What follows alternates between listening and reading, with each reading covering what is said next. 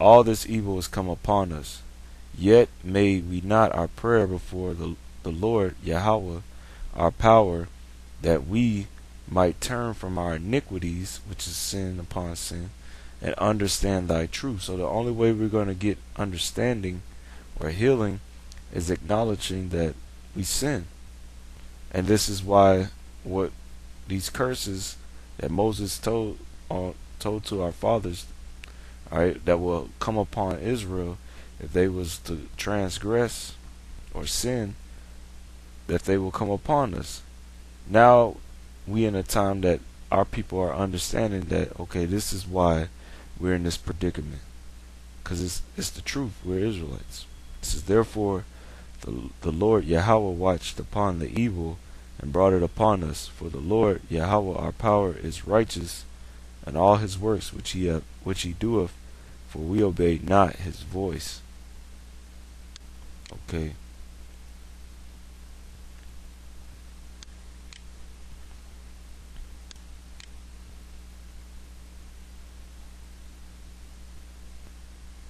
Alright, Baruch chapter 1 verse 15. It says, and ye shall say to the Lord Yahweh, our power belongeth righteousness, but unto us confusion of faces, as it is come to pass this day, unto them of Judea, and to the inhabitants of Jerusalem, and to our kings, which are of the tribe of Judah, which is the head tribe, which is you so-called Negros. Alright, and then under the southern kingdom, the northern kingdom, which was known as the kingdom of Israel, you had Ephraim, which are you so-called Puerto Ricans, rule, and then you had a secession where Issachar ruled, and then you had Ephraim get back into that. Okay, so that's our kings, and to our princes, alright, and to our priests, which were the Levites. And then in the northern kingdom you had like various tribes. Mainly the tribe of Gad was the priest amongst the northern kingdom. And to our prophets, okay, but you have prophets amongst all the tribes, and to our fathers. So this is talking about all Israel. So it says to our kings, and to our princes, and to our priests, and to our prophets, and to our fathers. For we have sinned before the Lord Yahweh, and disobeyed him, and have not hearkened unto the voice of the Lord Yahweh our power, to walk in the commandments that he gave us openly. Since the day that the Lord Yahweh brought our forefathers out of the land of Egypt unto this present day, we have been disobedient unto the Lord Yahweh our power, and we have been negligent and not hearing his voice. Wherefore the evils cleave unto us in the curse, okay, which the Lord appointed by Moses his servant at the time that he brought our fathers out of the land of Egypt, to give us a land that floweth with milk and honey, like as it is to see this day. Nevertheless, we have not hearkened unto the voice of the Lord Yahweh our power, according unto all the words of the prophets whom he sent unto us, but every man followed the imagination of his own wicked heart, to serve strange gods and to do evil in the sight of the Lord Yahweh our power. Okay.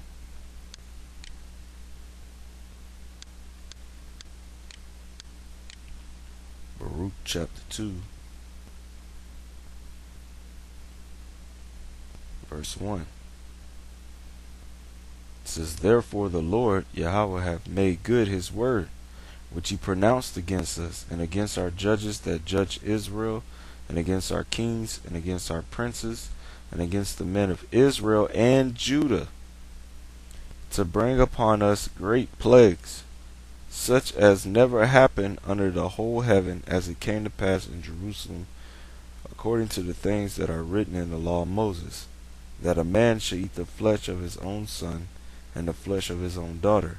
Moreover, he hath delivered them to be in subjection to all the kingdoms that are round about us, and to be as a reproach and desolation among all the people round about, where the Lord hath scattered them. Thus we were cast down and not exalted.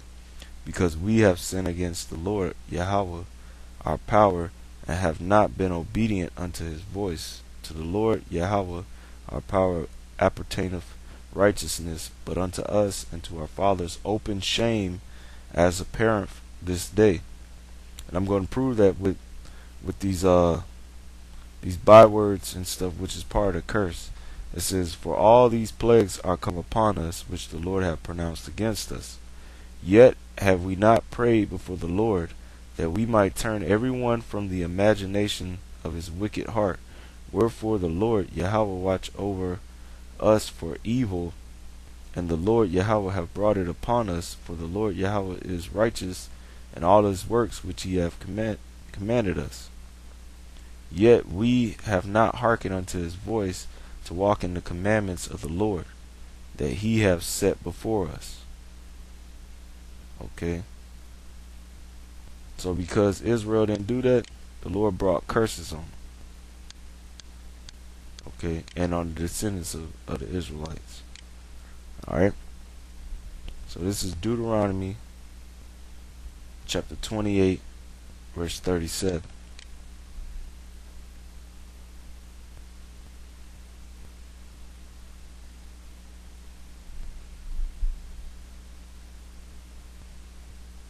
It says, and thou shalt become an astonishment, a proverb, and a byword among all nations, whither the Lord Yahweh shall lead thee. Okay, now let's break those words down using the Strong's Concordance. Alright, this is from the blue letter, Salakia.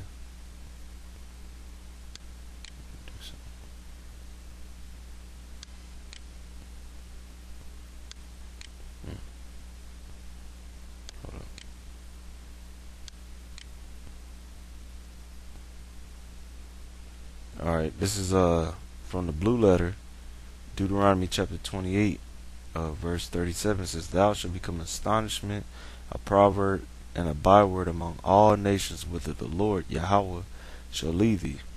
Alright, so this is the word for astonishment. Alright, in the Hebrew. It's Strong's Hebrew 8047, which is Shamaha, which you pronounce it Shema. Shema. Okay, which means waste, horror, appallment, a waste of land, city, etc. An appallment, a horror, a waste, desolation, astonishment. Alright, and that's what happened. Our people was waste. Alright, we made a horror amongst the nations, because nations think off Jump Street that Negros, Latinos, and Native Americans are a bunch of thieves, murderers, liars, rapists. Alright, thanks to the so-called white man and his propaganda, which all actuality, he's all that. Okay, but the majority of our people, alright, don't do that. Okay, most of them are programmed through this man's television, movies, music, to conform into that means of being a murderer, drug dealer, terror. Okay, because that's not of our ways. Okay, so it says that there'll be an astonishment, which is a waste, horror, and appallment. Okay, all right. Then it says Deuteronomy 28:37, thou shalt become astonishment, a proverb. Okay, this is the word for proverb, which is Strong's Hebrew 49:12, which is mashal, which means a proverb, or a parable, proverbial saying, aphorism, byword, similar to proverb, poem, sentence of ethical wisdom, ethical maxims. Now the word byword, we can go and look that up real quick.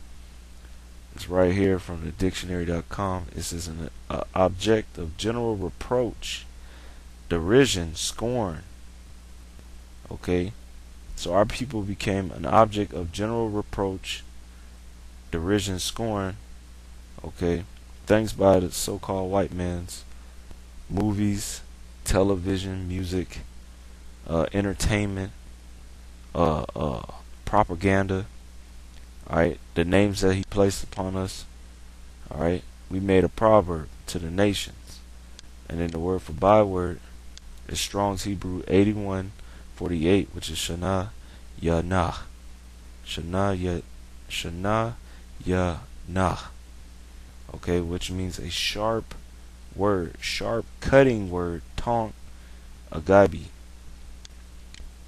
Alright, a sharp or pointing saying, hence a byword. Basically shit talking. Alright, to be blunt. That's what it means to be a byword. Okay, when somebody's popping shit, that's a sharp, using sharp language. Because you're belittling or pointing out something at them, making mockery of them. Okay, now let me go to this. Now this is from Wikipedia. Alright, two sources. I'm going to post the links.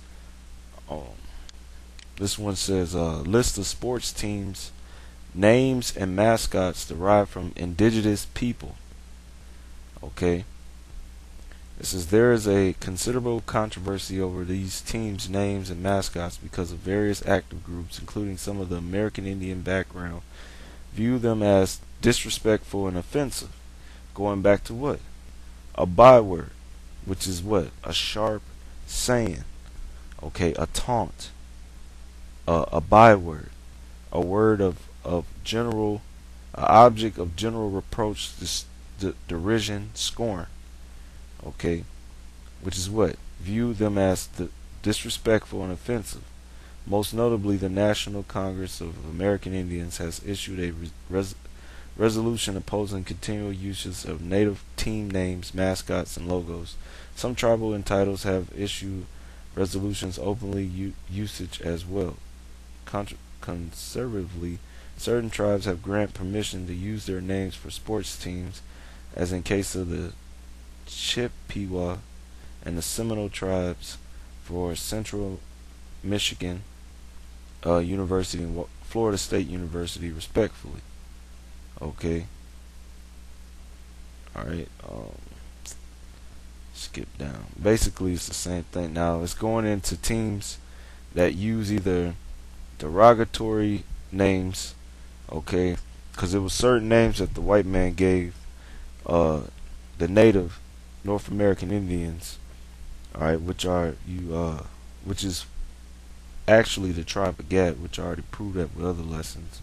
Alright, they called them Redskins, okay, which the term redskin doesn't mean that we are red, okay, it just meant that that was a term that was placed on the Native Americans or the tribe of Gad after militiamen or bounty hunters will track down Native men, women, children, and they will scalp them or skin them, and to prove that they killed a Native American or